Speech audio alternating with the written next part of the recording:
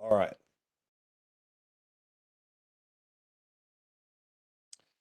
Looking at week 6. Okay, starting a new unit. Yeah, it's kind of a lot. Okay, again, 4 new lessons. It's kind of a lot. But you know that next week is a short week. So again, next week there's nothing new. It's just review, IXL review, take a quiz, submit your notes. So again, next week is MEA break. There's no school on Wednesday, Thursday, Friday.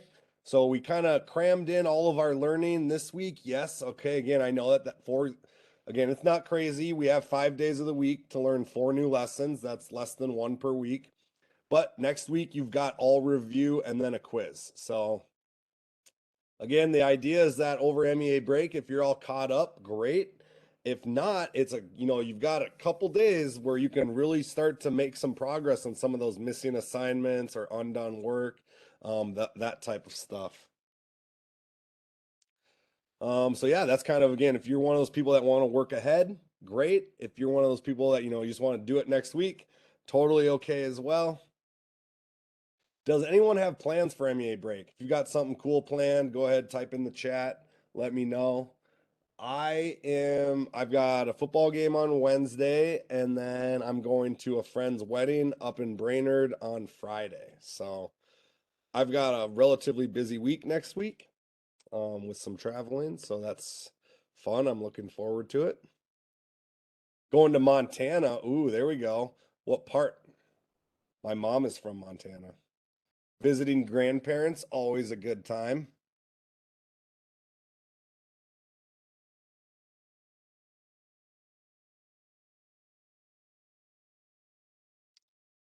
My mom is from the northeast part of Montana called Glasgow. Miles City. Okay. Definitely have heard of it. Montana is one of those states that's so big. It's hard to, everywhere is so far away. Anyways, okay. So dad's aunt lives there. Cool. Well, I hope you have a good time. So, in order for me to share my screen, I'm going to join the meeting with my iPad and then I'm going to mute myself.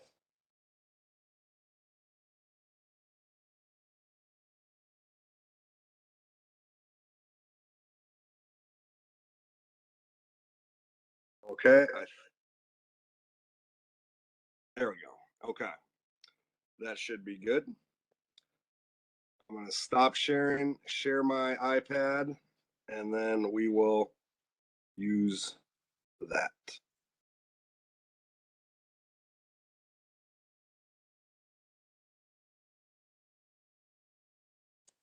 Oh, sweet.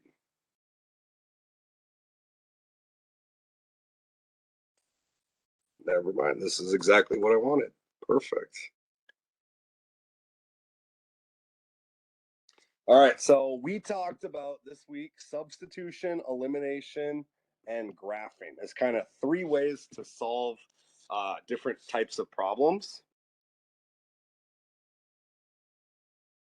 Now, the thing about it is one better than the other?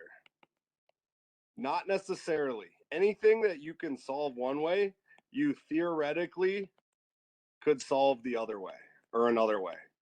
But is it going to be as easy? Is it going to be as time consuming? Maybe not. Okay. So that's something where we kind of really want to make sure that we are using the most efficient method possible. Now, I'm going to use the same set of equations and solve them all 3 ways real quick. So equation 1 is x equals y plus 5, and equation 2 is 3x plus 2y equals 5. Now, again, I know that maybe these aren't the trickiest equations, but that's okay. So if we're going to work with substitution, let's call this a and b rather than 1 and 2. So if I'm looking at number 1, substitution, I'm going to say, all right, every time that I see x equals an x, I'm going to type in a y plus 5.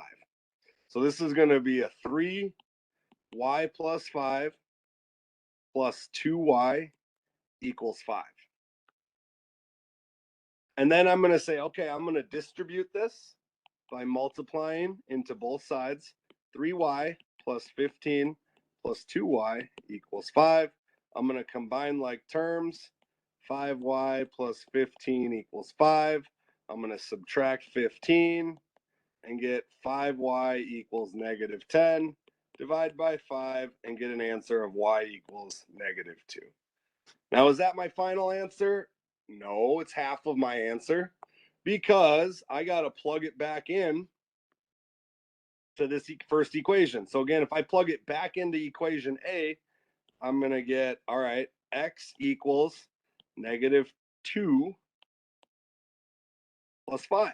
So x equals positive 3.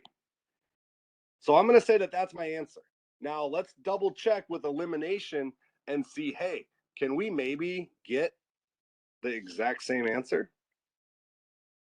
Now, the thing about elimination is you really want to get, so x equals y, you really want to get your x's and your y's to line up right next to each other. So I have one equation like this. I have another equation that's 3x plus 2y equals 5. What I'm going to do is I'm going to manipulate this equation by subtracting y on both sides. And I'm going to rewrite it like x minus y equals 5. Okay, and now I got to determine, all right, what can I do to either multiply, divide, eliminate? I got to choose, do I want to eliminate a y value or do I want to eliminate an x value? And so in this case, because I see that I've got a positive and a negative with my y's, which is great, that's what we want, I'm going to multiply this whole thing by positive 2. So I'm going to multiply it here, here, and here. 2x minus 2y equals 10.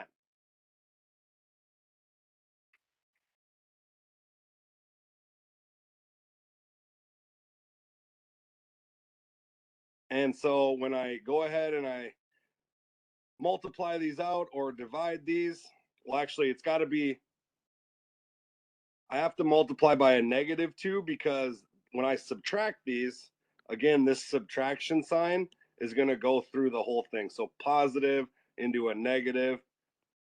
This is going to be like negative times a negative. So again, this is going to give me x. These are going to cancel out. And then a negative times a negative is a positive. So this equals 2. This equals x equals 15. Oh, no, that is a negative. Sorry. Mr. Larson's going crazy. So 5 minus 10.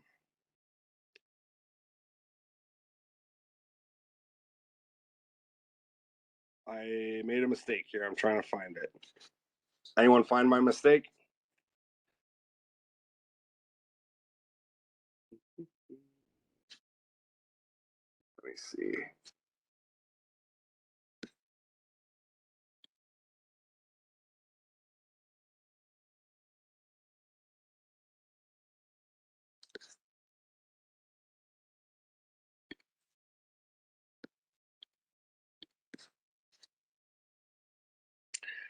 Let's make sure we copy the equations down. Okay. So we multiply that. Negative 2x. This would be, if this was a negative 2 and we subtracted it, it would be positive. So this would give us 5x equals 15, which when I divide by 5, there we go, x equals 3. Then it's the same thing as before. I have to, yes, so exactly, negative 2x minus negative 2x turns into positive x, which is where I had goofed up on right here. So again, if we're subtracting negative 2x, it becomes plus x, which gives us 5x. Once I get to this point, I basically just plug it back into one of my equations. I'm going to plug it into this one. And so I'm going to get 3 equals y plus 5, and then get y equals negative 2. So that's elimination. Graphing, I would say the easiest way to do graphing is to get it into y equals mx plus b, okay? So our calculators really like that formula, y plus 5. So again, This would be y equals negative x plus 5. Well, this would be, if I let's just subtract x, or subtract 5. So if I subtract 5 on both sides, I get x minus 5 equals y. So that's one equation. And then my second equation, 3x plus 2y equals 5. I'm going to subtract 3x. 2y equals 5 minus 3x, and then divide by 2. So when I plug this in, I'm going to plug this in, and I'm going to plug this into my calculator. Desmos.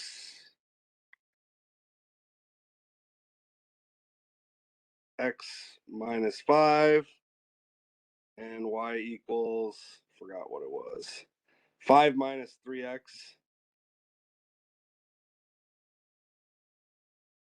Give me a fraction.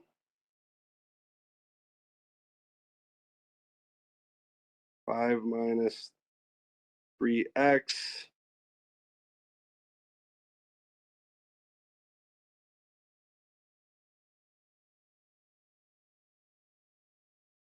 Or is my fraction button?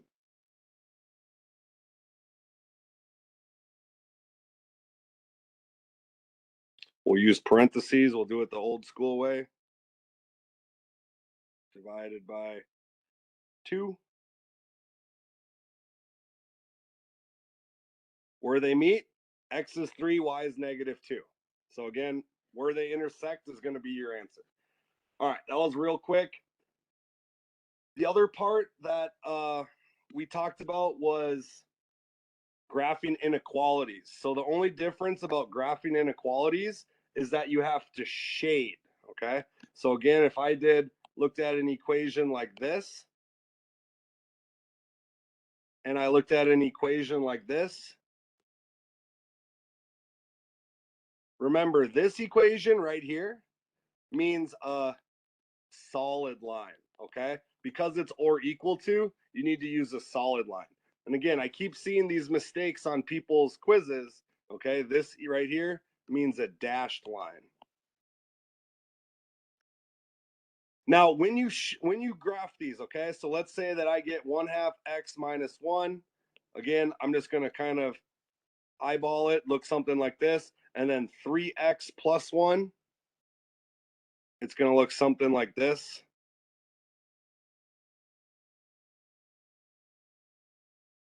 Again, if you were doing a quiz, I'd want you to do it better. But what I want to talk about is the shading. So I know we've talked about, hey, getting a 0, 0. But when you shade multiple things like this, it sometimes can get a little confusing. So let's say that I had to shade for my first equation. I shaded all of this stuff up here. And then my second equation, I shaded all of this stuff over here. Really what I need to see is the intersection. So if you're doing your work and you find, okay, I've got these two lines and these parts are shaded, these parts aren't, you could, on your exam, again, show me this section. Just be like, this is the common area that is shaded together that works with each other. Okay. And if you did that, that would get you full credit. Again, I can tell, oh yeah, they did a dashed line. Oh yeah, I can see a solid line. I can tell that they know where to shade because they got the intersection point together. They got the shaded area together. Is this exactly the right answer? I'm not sure. Again, we're kind of running a little bit behind, so I'm going fast. But I just wanted to talk about one way that you can potentially clean up your problems is by creating your shading a little bit like this, so it's not as messy. Otherwise, the other way to do it is, again, just use different colors. Okay, shade lightly, shade light until you know where they intersect, and then shade very heavy in that intersection point. And then the last part, and this is probably the part I wanted to review the most, is matrices. Okay, matrix addition. So you might think, how does this fit in? Again, we can take systems of equations. We can take systems of equations and write them as matrices. So it's just like, instead of solving with elimination or substitution, we could potentially solve it with a couple of matrices. So if we were to take them, and again, what you need to use when you do matrix it is look at their relative location. So we say, all right, I need to add upper lefts with upper lefts. I need to add upper rights with upper rights, which means this term goes with this term goes with this term, this term goes with this term, and this term goes with this term. These are all 2 by 2, 2 rows by 2 columns. If you add or subtract, they have to add up. It's got to be the same. Multiplying can be a little bit different, but when you do this, so I'm going to say -4 plus 6 is 2, 3 plus 1 is 4, 1 plus 8 is 9, and 9 plus -2 is 7. Okay, when you add or subtract, it's got to be the same. So let's do one other example. Again, subtraction. Let's do 3 columns and 2 rows.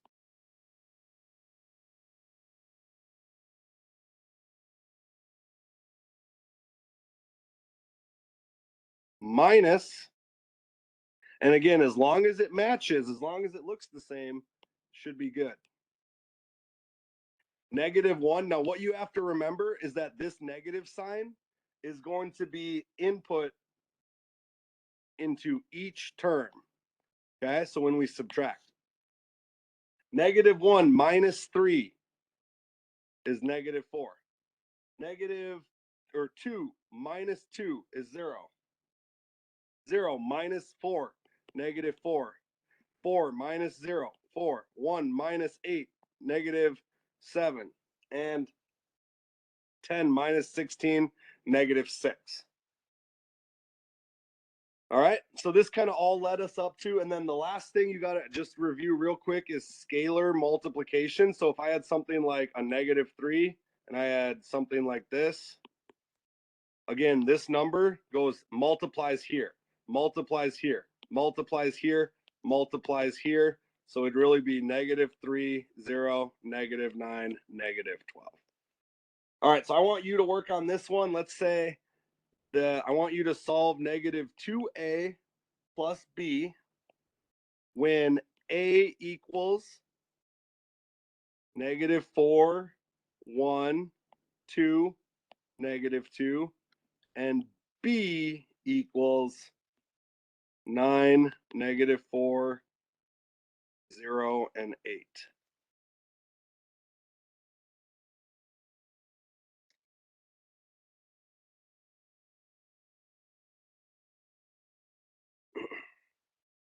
So again, if I were to just write it out, I want you to solve it. I'm just going to give you a hint. Again, -2.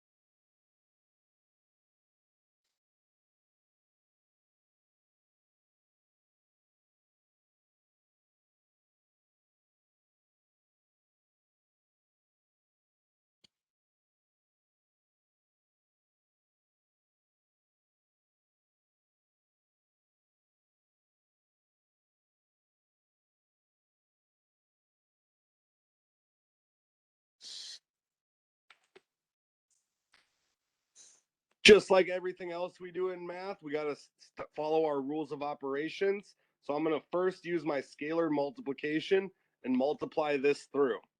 Positive or negative times a negative is a positive. And again, you got to always check, do you have the same dimensions? This is 2 rows by 2 columns. Yes, I do. So I can go ahead and add these. And this is going to equal 17, -6, -4, and 12.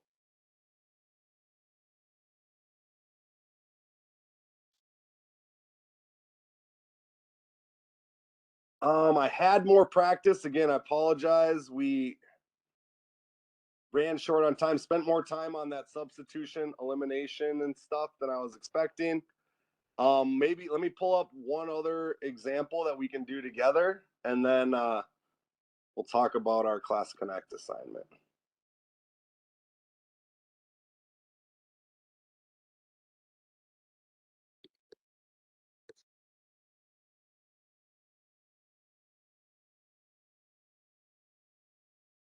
Let me find a good one here. All right, let's look at this one. We've got the matrix. Oops. Gotta plug that in.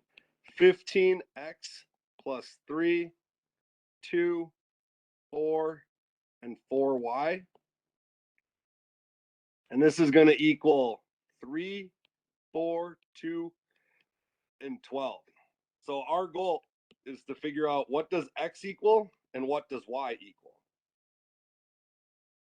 Now, again, there's kind of a couple ways you can go about it, but I'm going to use corresponding sides with each other.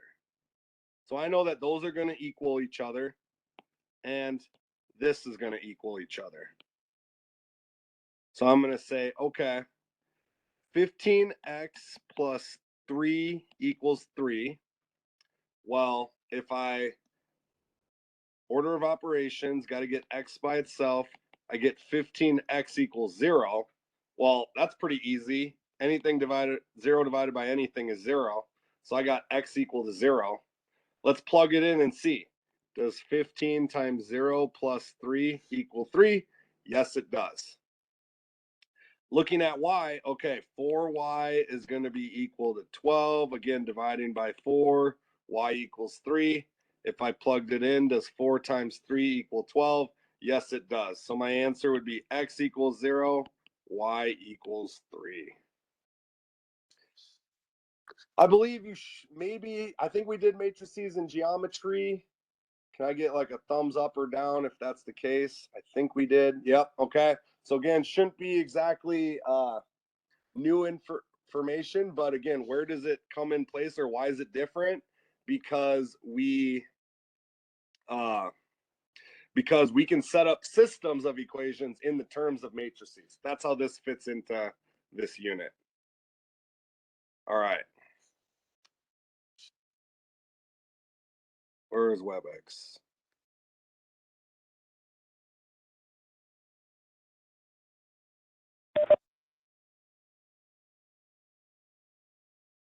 All right. Last but not least, I know we're running out of time. Let's talk about our Class Connect assignment.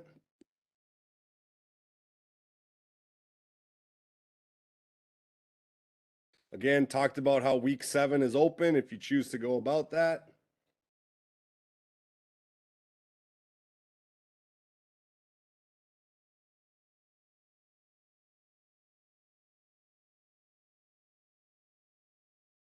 This is the one we just answered. Again, this is the problem we did together.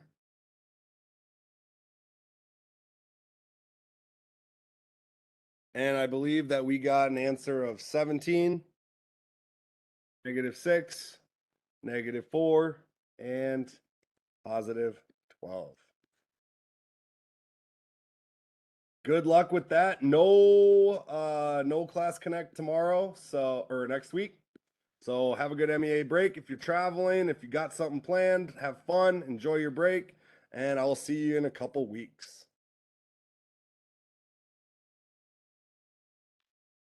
Bye.